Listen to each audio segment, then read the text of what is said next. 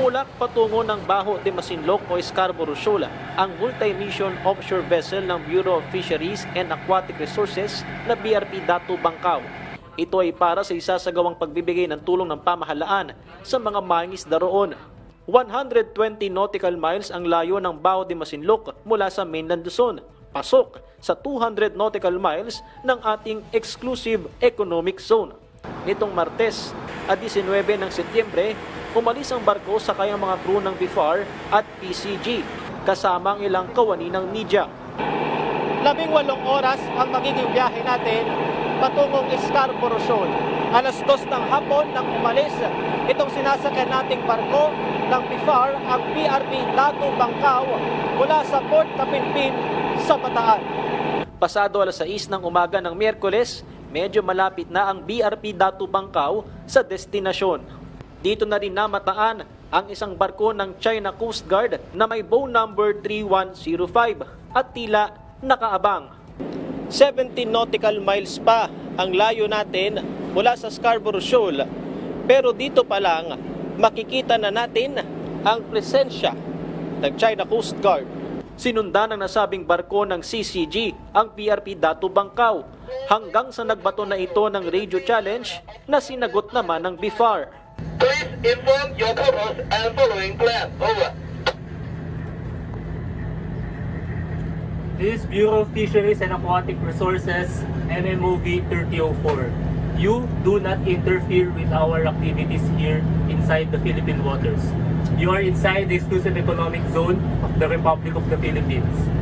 Please review your chart and please stay clear of our road. Over.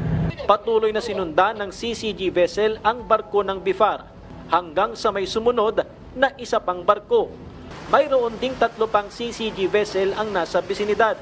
Isang beses nag-dangerous maneuver ang barko ng China sa harap ng BRP Datu Bangkao. Kasabay naman sa paglalayag ang Cessna caravan plane ng BIFAR na nag-maritime patrol at may pagkakataon pang lumipad sa ibabaw ng barko ng China. Habang mas papalapit, may mga lumalabas na ring fishing boat ng mga Pinoy.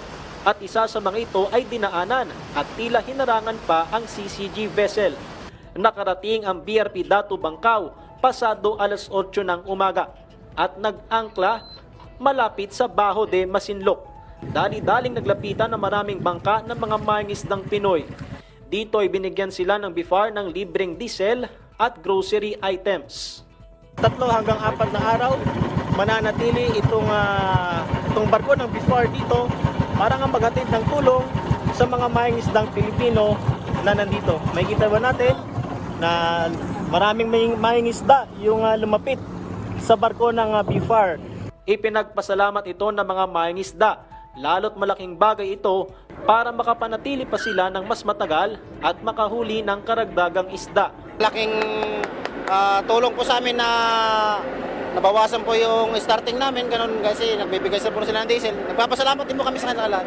Tuwang-tuwa po kami, nakasunod na po kami sa inyo, sir. Nakabuntot na po kami papunta rito. Kasi alam niyo may tulong. Apo sir, alam namin na may tulong na parating sa amin, kaya sumunod na rin po kami.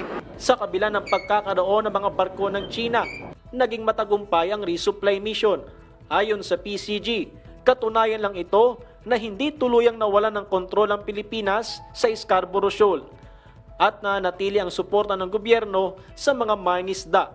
We were successful in breaking the so-called territorial limit of the Chinese Coast Guard, disallowing government vessels from entering Baho de Masinloc. The Bureau of Fisheries and Aquatic Resources vessel anchored with a distance of only 300 meters away from Baho de Masinloc. So in short, we are that close, no? Makikita naman ang paglalagay ng China Coast Guard ng floating barrier sa entrada ng Scarborough Shoal. Tinatayang nasa 300 metro ang haba nito, bagay na kinokondena ng PCG at BIFAR dahil napipigilan nito ang mga mangingisda sa pagpasok sa loob ng bahura.